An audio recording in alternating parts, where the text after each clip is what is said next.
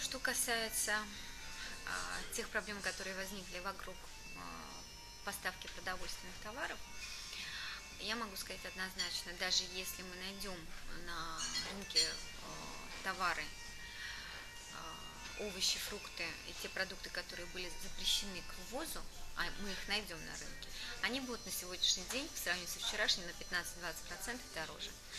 Соответственно, если они повлияли на продажную цену, конечно же, конечный продукт в моем кафе будет более дорогим. Я вынуждена поднимать цены в своем меню, а покупатель вынужден платить условно на 20% дороже за то, что вчера он покупал дешевле. Вот так повлиял вот этот момент, такое решение, там, которое в конечном итоге бьет по нашему кошельку.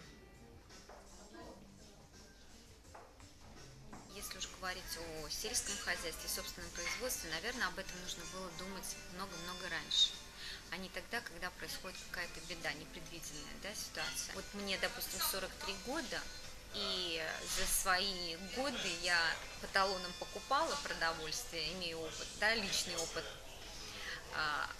того, что я стояла в очередях, по талонам покупала колбасу, сахар там и так далее.